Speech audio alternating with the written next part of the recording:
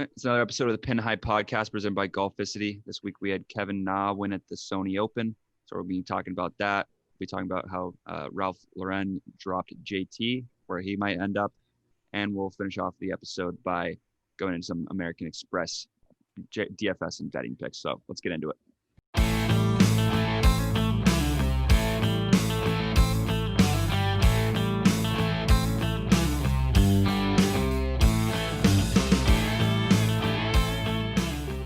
All right, let's get it inside the ropes this week. So Kevin Na, he won the Sony Open. Make them say,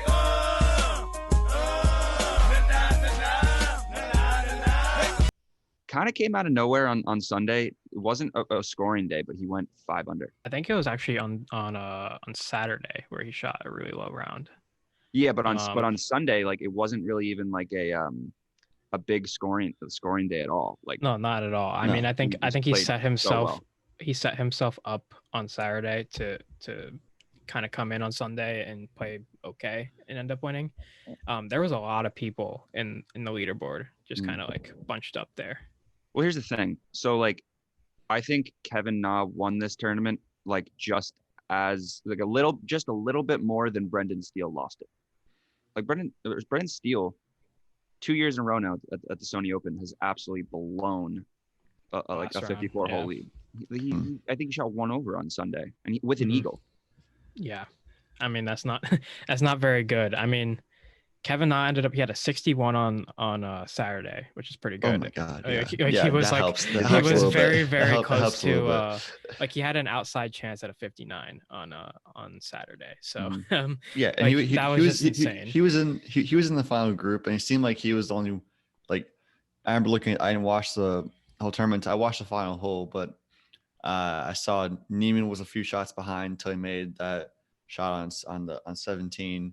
That was crazy. Steele was nowhere to be found really, and then now it's just like up there with Webb Simpson and a couple other more Kowalik in the clubhouse. But I mean, Niemann started making a run. I mean, Niemann made. Yeah. I mean, this is 2 weeks in a row now for Niemann. He's played pretty well. I mean, he made a really nice chip in, I believe, on 17. It's like that put him like right back into it. He needed to like eagle the last hole pretty much because 18 is kind of a birdie hole. So fortunately he didn't get the eagle. I think he ended up in the bunker. I wouldn't even say 18 was shot necessarily a birdie hole. I'd say 9 was like the opportunity to score. It was like playing on Sunday or Saturday, I believe. It was playing 494 as a par 5. And it was playing 505 like other days, depending on pin placement, obviously. But that was the real opportunity to score.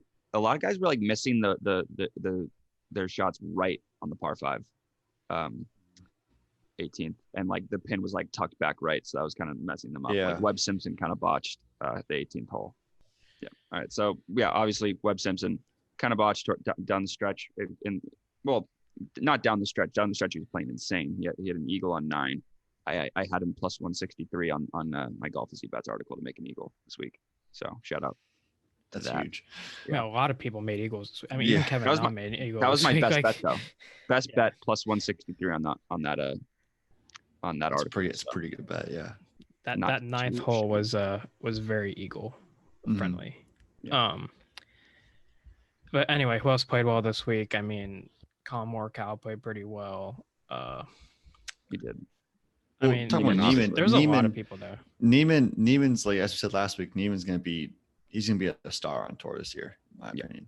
He's he's already he finished second 2 tournaments in a row, or I don't know. Yeah, he did. Hopefully he doesn't turn into like a Xander Schauffele who just finishes second in every. No, I don't think he'll he could be this year's like Sung JM, kind of come out and just like play great all year, kind of like make a lot of cuts, play really solid, win a couple tournaments. I could see him win a major, like I said last week. I could see him win a major, so I would love to see him win a major. So we'll see if that happens. And I think it would be, I obviously talked about Brendan Steele's like how he played really bad on Sunday. The rest of the week he played insane. I think he was leading the field in greens and regulation. I think he'd like hit like some ridiculous number, like 87% of them up until Sunday. He's starting to become a course horse around here, finishing like 54-hole lead after two years in a row here. Yeah, I mean, we'll keep that in mind. Needs to figure it out on Sunday. Yeah. Ben for the 54-hole lead, and then see what happens on Sunday. I'm mad I didn't do it this week in my DraftKings picks. They weren't that good. Yeah. But, I actually had Kevin Na last week in my DraftKings pick, and then he wins this week. So yeah, that usually happens. Yeah, so just some more news in the golf world. JT, we talked about it last week, but this happened after we recorded the episode. Dropped by Ralph Lauren RLX golf. Pretty tough looks for him. Seemed like kind of what had to be done. Just considering their situation, just really a business move. I mean, I feel like he might end up. I feel like that the obvious choice is FootJoy just because he's a Titleist guy. Well, yeah. Well, he's playing this week in Europe, so like he's got to wear something, right? Well, what if he just wears Ralph Lauren because he has I don't know. Wardrobe. Yeah, but I think allowed he's to do that? Is he allowed to just wear? If you can wear whatever you want. If he doesn't have a deal, you can wear whatever you want. You're right. I'm just like I'm curious to see. Like I could see him like rolling out in like FootJoy gear this week because of the Titleist. Like he uses Titleist clubs. I feel like that's like I feel like he goes like more of like some people are saying like Nike. I'm like I don't see that. I don't see him as a Nike guy. I don't see that at all. I agree with you. I feel like he's more of like an Adam Scott. Like I think he'd be like Uniqlo, like FootJoy. That would be sick if Uniqlo got him. Uniqlo would be like he's that kind of guy. Like not like the Nike, Under Armour, Adidas, but like he could be their next Uniqlo like absolute guy because they had Federer. I don't know if they have Federer. They used to have Djokovic too until he went to Lacoste, I think. But Roger Federer went from Nike to Uniqlo. Yes, you're right. I forgot about that. I mean, whoever Justin Thomas goes to, I think he's gonna be like their headline golf guy. So That's why I don't think he's going Nike. I think some lower company or like not as well-known company like Uniqlo or like FootJoy or something like that will sign him just because they want him to be like the guy for like the future. Yeah, right. I mean, how weird would it be to see Justin Thomas in like Nike, like a Nike hat? I can't even like most of the guys I see. Whenever I picture, I think of Cameron Champ. I just picture him looking like Cameron Champ for some reason. I think everybody who wears Nikes like more of like a built. Yeah, physique. I agree. Yeah, and I agree. JT doesn't really have that, so I feel like it would look a little weird. A lot of their stuff's like tight fitting. When you like think exactly Nike, like obviously Tiger, Jason Day, Brooks, Finau. Yeah, Brooks, Tony Finau. Like it's just I don't know. I don't think he would go there. Seems like right. I don't think he will either. Honestly, it'd be kind of cool if we join like Spieth like Under Armour. I wouldn't mind. That would be cool. Well, also you have to take into consideration that like people aren't necessarily like I say there's two sides of it. Brands are either like really excited to like possibly get him on, or they're like, nah, I don't want to touch Justin Thomas after that. I mean, I don't know what's like too soon, like when this is gonna happen. You know what I mean? Because it'll be interesting to see what he rolls out. They just dropped him. If somebody just picks him up, like this week. This is why I think like a company like Uniqlo or something like that will might take a chance and just see how the public reacts, and like you can, especially because he's Justin Thomas and like he's like he handled, obviously he didn't say the best things in the world, but he handled the situation fairly well under the circumstances, and he handled it very well. So hopefully that helps him in the long run, but we'll see. I'm interested to see where he signs with and what like it'll be weird seeing him as something else other than Ralph Lauren. Yeah, so. Well, I mean, we'll see what happens on Thursday. Yeah, he's got to wear something. I'm actually excited to watch that. See what he's wearing. Mm-hmm. So moving on, Jeek, you kind of discovered this one. Angel Cabrera arrested in Brazil. Like, what happened? I don't like so. He was arrested on like charges of, well, first of all, he was on Interpol's red code list, which is interesting. He had a number of charges in Argentina, including assault, theft, illegal intimidation, and repeated disrespect to authorities. So he was deep in it. And I guess he got picked up in Brazil and extradited to Argentina. So, all right. So I mean, pretty much the 2007 U.S. Open champion, 2009 Masters champ. Yeah. Was on the literally see you never. Probably. Like just gone. I mean, that's crazy. And he said these crimes have been committed between 2016 and 2020. So he was in it. Wow. Yeah. And then we also the Masters announced that they're gonna have limited fans, so maybe Trevor will be able to go this year. Oh my God, I heard that, and I like immediately sent to my friend who I'd be going with. I'm like, if we. I mean, honestly, that's even better for you. Like less people. I know it'd be awesome. But like, I don't know if you're in that upper echelon of fans. I have no idea. I'm praying that it somehow I am, but we'll see. And then so the Waste Management will also have limited fans. I don't know how that's really gonna work because like social distancing in the 16th hole. Yeah, what's the 16th hole look like? Maybe they won't put the stands up. I mean, they got the stands up. I feel like. Yeah. You got to put. No, they probably won't. Why would they spend the money to put them up? I feel like if you put the stands up on any hole, just put them up on that hole and just. Like it's a stadium hole. Like you gotta like keep the name like the stadium hole. I guess it's Arizona, but Arizona's a pretty bad state, so it's like for COVID. So I don't know because like they didn't let anybody go to their games. I don't think from football. I don't believe. So like, what makes you think that they'd let them at a PGA Tour event? So, they just said that even if it's socially distanced. So I mean, it's outside, so that there's that. But because also true. There is having limited fans. That's why what make you think that. But like on the 16th hole, like I don't know, putting up stands, like we'll see if it happens. Yeah, should be interesting. Yeah, and then the Tiger doc came out. I personally decided not to watch it because I heard it's like not watched it just kind of like not. I mean, my friend described it as like it doesn't really know where it wants to go, and I think it's as Jeek said the other day in our group chat. It's kind of weird that they just like didn't interview Tiger for it. Yeah, so that's kind of my take on it.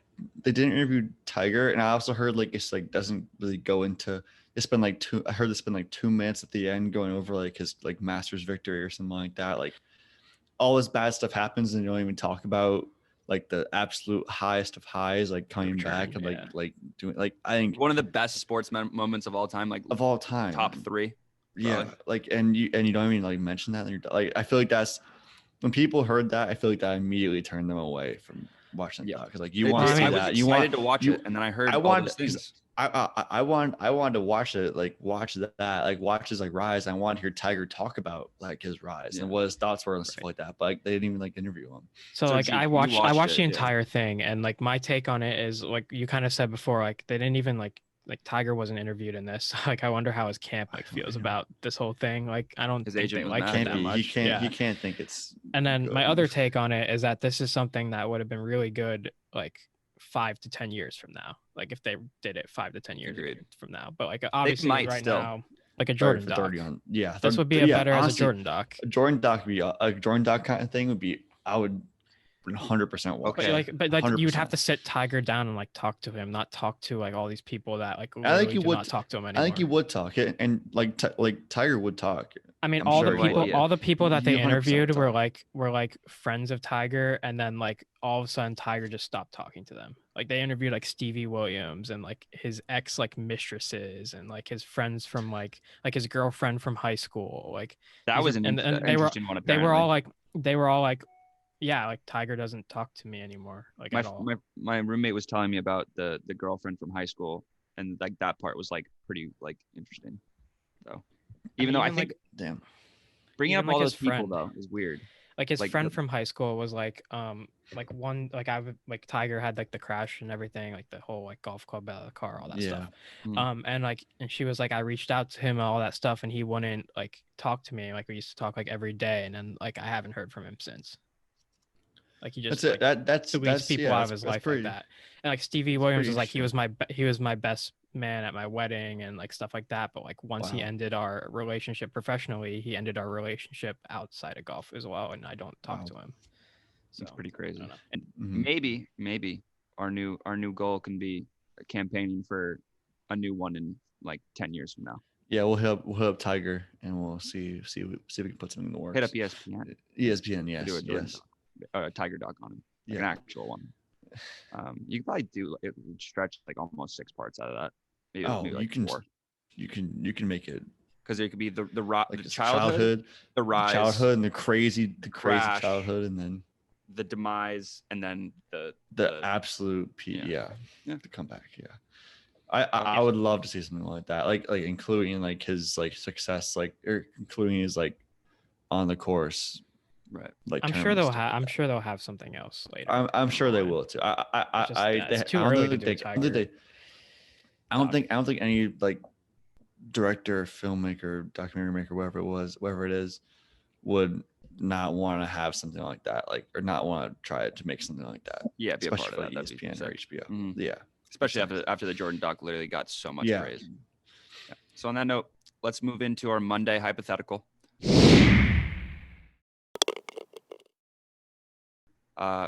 We got this week, in light of JT, we got what clothing brand would you represent if you were a tour pro? Who wants to go first? This is a tough one, to be honest. Like, just looking. I actually haven't given any thought to this until right this second. I mean, we had a lot of responses on the Instagram. A lot of people went Peter Millar. A lot of people want to rep. They did. That'd be Peter Millar. I kind of like that. Nice. I kind of like that. I think Puma would be a good one. I think Puma makes. I'm gonna go with Puma. I think they make like pretty cool stuff for every tournament, like pretty like seasonal stuff, like very like special edition stuff. Also, they have a P on their hat, so I feel like that would for me. Here's what I would have them do though. I would have them kind of restructure that the P hat because it's so high profile. Have you ever tried on one of those Puma hats? Yeah, I don't like that. Like the flat brim, like it's no, it's not a flat brim. I'm trying to think. Their hats just have a lot of profile. Yeah, it's just a really high profile hat, and I don't like that. So like, it would be cool to have them restructure that. But Puma would be cool. The Puma hat, like if it was like the face had like a cursive P, which they might have had that before, but like a cursive P would be like really cool. I feel like on Puma hat, something like that. Maybe we should start being brand marketers. Yeah, brand marketers should reach out to them. I think G4 would be really cool. G4 would be cool. They recently snagged up. I think that's the one that I would go. Patrick Reed, they've recently got.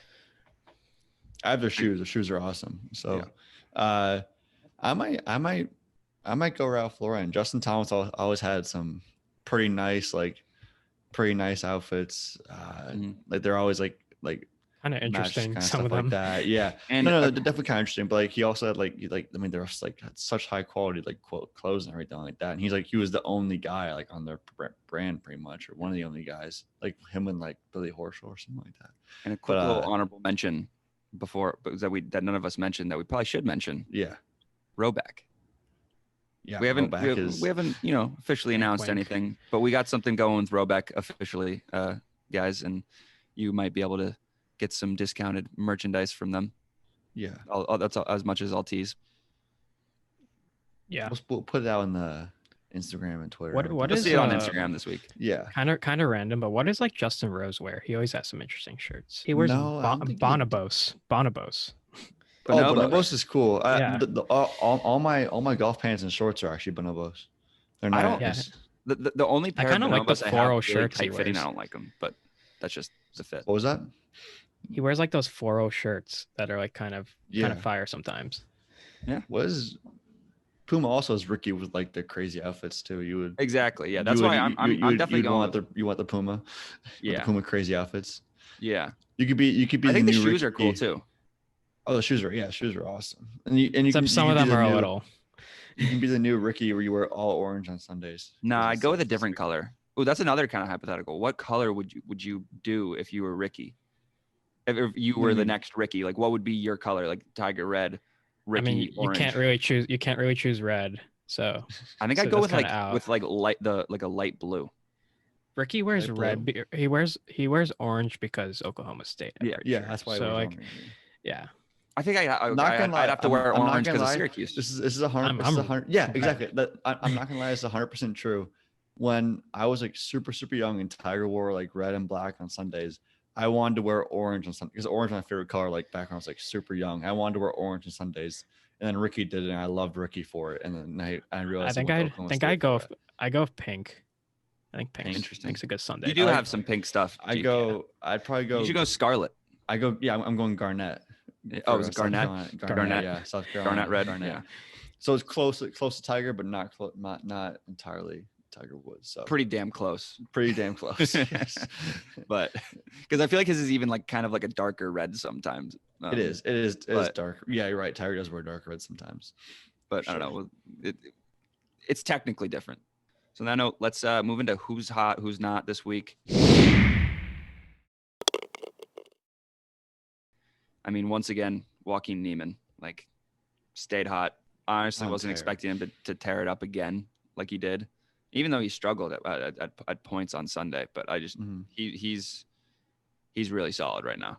Yeah, he might be, like Trevor said, like that Sun JM guy, but we kind of talked about that before. So yeah, and I had Colin Morikawa as my winner again, and he finished very well again.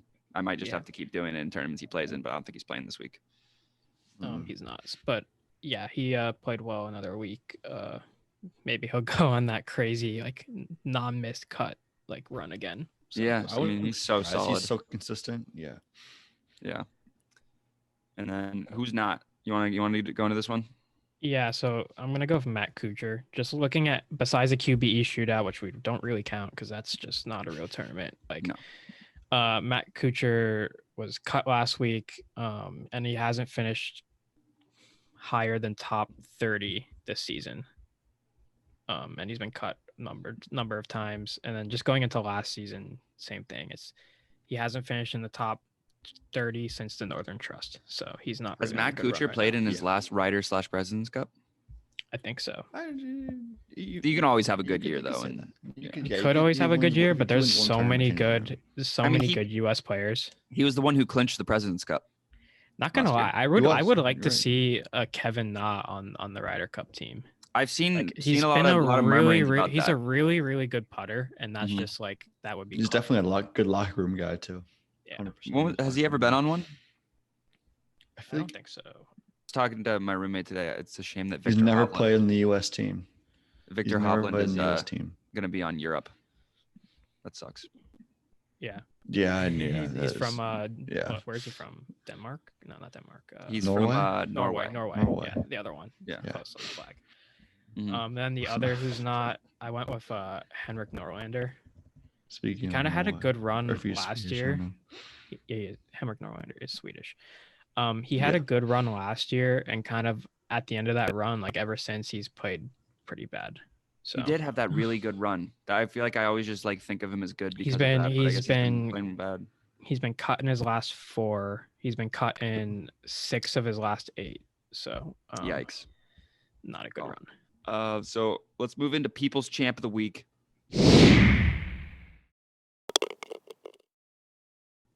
This week, it's kind of like a mixture between Kevin Na and Chris Kirk. They both had the yips at one point in their career. And I feel like, Kevin Na maybe has more of a upper hand for People's Champ of the Week because he actually won. But Chris Kirk, what did he come in, like second or third? He came second. I saw Chris Kirk had to come in third or better to get his PGA Tour card, to keep his PGA Tour card, and he came in third. Really? Yeah, that's crazy. Whoa! I saw a tweet last night. He was like, of all the 144 best players in the world, you have to finish top 3 to keep your job, and he finished third. So now he keeps his job. Okay, so no, he's undebatably. I mean, Chris Kirk, I don't know if you remember, like when he kind of hopped on the scene this year again, not so long ago. I think he left the game for like a while in 2019 because he had like alcohol and depression issues. So right, we talked about that one week. I remember. So, and he's made his comeback and he's been playing pretty well ever since. So we talked about that one week in the past year. I remember that. Yeah, so good for him. Here's the tweet. Still blown away by Chris Kirk performance yesterday. The guy shows up to a field of 144 of the best players in the world and needs to finish top 3 to keep his job, and then he does it. Gratefully let people in on what he was going through to make it that much of a better watch. That's awesome. Yeah, that's really sick. Cool. And then I put in Aaron Hicks just because I saw Tiger Woods' niece. Yeah, he's dating Tiger Woods' niece, I guess. That's kind of weird. It's a power couple. Yeah. But and then Aaron Hicks had a hole-in-one on a 303-yard par 4. Absolute beast. With a 3-wood. Yeah. Yeah. Oh my god. Dude, he's like a sick golfer. Yeah, he's playing in an event this week. I did not really. There's the women's tour is having like a pro-am event this week, and with like a bunch of celebrities, and I think Aaron Hicks is in it this week. That's sick. Wait, doesn't he have like an elbow injury? Shouldn't he not be doing that? I don't know. Yeah, let's move into the stat of the week. You got this one, G. So stat of the week. This one's kind of, I thought I was looking for a PGA Tour one, but I ended up finding just an overall golf stat.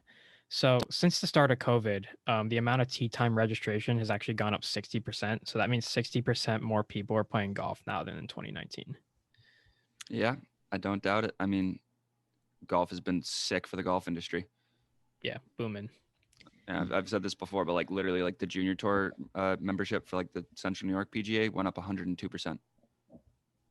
And the revenue did too. Yeah, so like unreal year for the golf industry. It's wild. Can we actually talk about something real quick with the golf industry? Mm-hmm. It is so BS that they don't show more golf they just don't show golf tournaments. It was 7 to 10, 7 p.m. to 10 p.m. Oh yeah. I know what you're saying. Golf Channel on Thursday. And they started at like 2:30 and they like went from 7. There was a solid like 5 hours of live golf or of like golf being played that they just didn't show.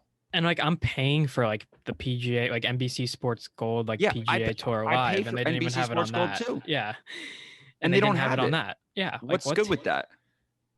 And I actually just thought of that for the first time. What is good with that? It's like what do I pay for? Too. It's like the Masters too. Like they show like they don't show them home morning. Like I understand they don't show the home morning groups, show the afternoon groups, but like every tournament, it's just like they start so late. I don't understand it. The Masters. What else is the golf channel like showing? Like, yeah, they're showing Faraday reruns. They're showing Faraday. Yeah, Faraday reruns. Like literally, that's it. And maybe they'll show. I mean, I don't know. It's or like infomercials. Unless you want to watch basketball, like or Square Strike. Commercials. We love the infomercials. But you can only get so many of those. Yeah. Like. I get the Masters thing because like Masters just like weird. It's prestigious. Like well, it's also just like the Masters is like ESPN and like the rights are all over the place. Yeah, but so it's like if you go to like masters.com, you can like watch anybody. A random like tournament, like it's like why not nothing else like prime time. That's when people are going to watch golf. People are going to come home from work and watch golf, and they're not going to watch like the NBA. Like people like watch the NBA, but like. I'd rather watch golf than the NBA right now. The NBA is just nobody plays defense. If I had to imagine, I think NBC Sports Gold like featured groups will be back this week at the American Express. I would assume. I think that might have been a Hawaii thing. Too. They probably didn't bring that many people to Hawaii. Exactly. And they just could have been a COVID thing. They've like still like I'm paying for that. I kind of expect to have it for every tournament. Yeah. I mean, exactly. I'm not being spoiled or anything, but like, I mean, come on now. We're paying for that. Yeah. So speaking of the American Express, let's get into the course preview.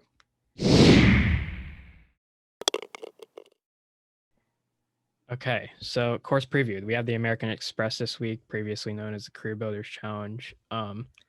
It's being played it's usually played at 3 different PGA West courses, but this year it's only being played at 2 of them. They cut out La Quinta Country Club, so we won't see that this year. And since there's only 2 courses this year, the cut is back to 36 holes. It's usually actually 54 at this tournament because they let everybody play all 3 courses and then do a cut. But since there's only 2, they got rid of the cut. So we have the PGA West tournament course, which is the Jack Nicklaus course with the the wide fairways and small greens, and then the PGA West Stadium course, which is the Pete Dye design with the protected greens and the bunkers and the water, classic Pete Dye. Key stats to look at this week: strokes gained approach is probably by far the most important stat this week. Got to hit the small greens. Part 3s will be important this week, as well as opportunities gained and fairways gained. So you got to be in the fairway. And then just looking at the field, Patrick Cantley, Brooks Koepka, Tony Finau, Patrick Reed, Sungjae Im, Matt Wolff, Phil Mickelson, I believe, is the tournament host. And then people who aren't playing this week, John Rahm, he withdrew on Monday. I don't know why, but he withdrew. And then JT, he's playing on the European Tour this week, as well as Rory. And then previous winners have been kind of random, except for John Rahm. You got Andrew Landry won last year, Adam Long the year before, John Rahm, Hudson Swafford, and Jason Duffner. So Hudson Swafford. Interesting winners, though. Yeah. And they were all minus 20 or under or more. So yeah. So this is going to be a low scoring event. Mm-hmm. Except they don't have the easiest course, right? Yeah, they did get rid of the easiest course, so it should be interesting. But you said like one of the courses, like they're both 7,100 yards. Like that's like pretty not short. Very. They're par 72s as well. So yeah, they're not very definitely going to go low. Mm-hmm. Yes. Yeah. Let's move into skins. Let's talk about the favorites. I actually really do. I mean, it's Cantley and Reed at plus 1,300, plus 1,500. I do really like Cantley this week. I feel like this is a tournament where where he'll shine. It's not a hot take because he's the favorite, but I actually will back him up as like being the favorite. Well, the thing is, he is the favorite, but he's plus 1,300. I mean, John Rahm was in the field originally, so I think John Rahm's line was around 800 or something like that. So Patrick Cantley's line didn't really change when John Rahm withdrew. So you actually have pretty good value there a little bit. Yeah, I was going to say, like, that's not bad value. That's a pretty good value. I mean, you also have to look at the past winners and see that, like, it's not always, like, a top guy that wins it, like the Century Tournament champions and stuff. But I think plus 1,300 really not that bad at all. No, it's not. No. Especially, like, not the best field, not the best of fields either. And, like Koepka, but Koepka hasn't played in forever. Mm-hmm. Finau didn't play great a few weeks ago. Reed played a few weeks ago. Like, I think Finau might actually do well this week, to be honest. I think this is because I feel like he's good at desert golf. Mm-hmm. Yeah. Oh yeah. That's the Phoenix Open. Yeah. So yeah, let's get into DraftKings. Who wants to go first? I'll go first. I'll go. All right, go ahead, Trev.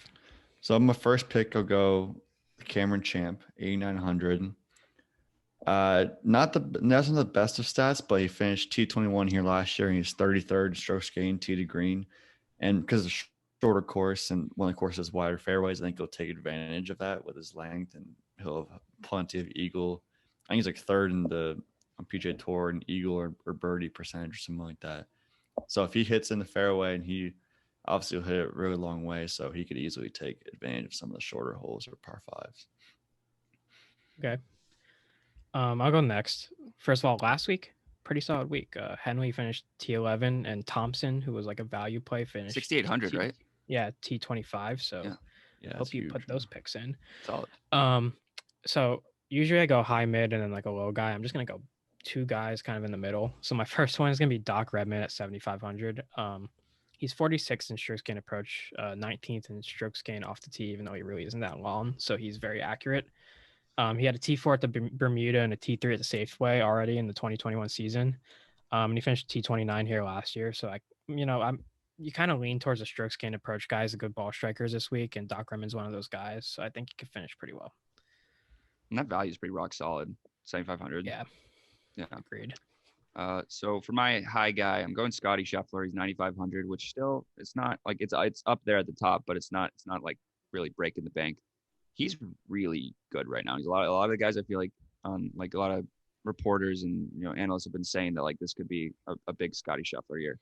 He was solo third here last year at the American Express. He's 10th in strokes gain off the tee, and he actually putting's like not usually his like absolute best stat, but in his last three events he's gained strokes putting, so that's something to look into. And then my low guy, kind of like Doc Redman, very good values, 7,400 Sepp Straka. He was T4 here last year, and he just came off a T25 at the Sony Open, so the form is obviously there. And he's 19th in strokes gain approach, so he shouldn't have any problem hitting those greens. Very nice. Okay, so my next pick here, I'm gonna go with John Huh at 7,200. I love this guy. This is I don't even know him. This is unreal value for this guy. He's having a sick season. He's 29th in strokes gain approach, 39th strokes gain tee to green. He's first in par 3 scoring this year, and par 3 birdies are better, which is like if I had to ask who's first in par 3 scoring this year, you wouldn't guess John Huh. No, you would not. And even in scoring average, he's second in total scoring average, which means he's been like playing really well. That's crazy. He's made all 4 of his cuts. He's top 20 in 3 of those 4. He did play here last year. He was T40, but he did have a T3 here in 2018. So there is a little bit of a course history for John Huh, and I just love the value here. I'll probably get into that a little bit later. I mean, I'm a pretty big golf fan. We pay attention to golf very closely. I actually did not know who John Huh was until you put him in. Well, so when I like looked him up, I thought he was like a young guy, like one of those like, oh, like he's just getting on tour for the first time, like just out of college guys. He's 30 years old. Like he's not like he's been on the tour for like quite some time. So that was just kind of out of nowhere. Yeah. So I'll go with Charlie Hoffman as my last pick at 7,400. I think it's decent value. I feel like I haven't heard of him as much as of late, but he's the guy who's like always like lurking around somewhere, like in some big tournament. So he's in good form. T14 last week as some like at Sony Open, similar shorter kind of course where you need to hit the fairway. I won here in 2007. He was a runner up in 2015. He has all around decent stats, nothing to blow you away, but 13th in strokes gained off the tee and 42nd strokes gained total. So I think at 7,400, a guy like that definitely play well this week. And yeah, I might have to enter a DraftKings lineup this week. I haven't done that in a while, but like I love our picks. Yeah, our picks are great. John Huh is absolutely pretty solid. Yeah, I think all of these are nice. Mm-hmm. We don't really do long shots on here anymore, but I just wanted to throw this in just so we could maybe clip it if it hits. I think Christopher Ventura might do something special this week. I don't know. Our guy from last fall. Yeah, it's worth throwing in a 5-second shot on the pod. So let's move into bets. I'll go first. We'll reverse it. For my winner, I'm going Matthew Wolff. Again, I feel like he's another one of those like desert golfers that's like really good. He's really good ball striker, which is going to be important this week. Hits it so far off the tee. I think he's 11th in driving distance so far this year, and I think last year was a lot better than that. And he can get hot with the putter. So I feel like at a course like this, where like the winner is, 23, 24, 25 under a lot of the time, it's a course that he could actually win at. And then my best bet, right before I actually say my best bet, Jeek and Trevor hit their two best bets. So the skin's gonna transfer over to another week, and this one's gonna be worth $9 from each person. $9, yeah. So if you win the skin this week, you win. You get $9 from the other two people, so $18 in total. So that'd be a pretty. Wouldn't it be so? Nice. I was telling Pat this. Wouldn't this be so crazy if this just went all the way to the end of the season? Like the last skin was just worth everything, and it was like $120 per person or something. Crazy. So my best bet. So much needs to hit a winner, and then we don't have to worry exactly. About it. Yeah, true. Russell Knox -145 over Francesco Molinari. I mean, Molinari. There's no really signs pointing to him being back from like this slump, other than the fact that he finished like in T15 at the Houston Open. But other than that, like he played pretty bad at Augusta after that. He's just not like in great form. He got cut here last year, like I said, and Knox was T37. And Knox is also 26th in par 3 scoring average, which we kind of highlighted as a big as a stat to look at this week. So I like that matchup. Yeah, very nice. So I'll get into mine. My winner, I'm gonna go with John Huh. I picked him in my DraftKings. I'm gonna pick him as my winner. Figured I'd go a little bit off the board here. There's been kind of random people winning this tournament lately. So, I mean, John Huh, I think he's plus 7,000, which is quite a lot. Some good payout. I think it is a good payout. I mean, put $10 on John Huh wouldn't be bad. Yeah, I think he might win this tournament with those stats. I'm gonna go off the board. There's somebody random usually wins it. I'm gonna go with it. Maybe just throw $1 to win 70 on him. Maybe, or 10 to win 700. Or that. Then my best bet, I'm gonna go with Russell Henley top 30. He's -136 for that. He's been playing pretty well. He's been top 39 out of his last 10, which is kind of a crazy. That's a crazy stat. I mean, he got cut, I think, in the one that he wasn't top 30. I think that was a couple tournaments ago, but still 9 out of his last 10 top 30, which means he probably won't finish top 30 this week, but I'm going to pick it anyway. Russell Henley, top 30.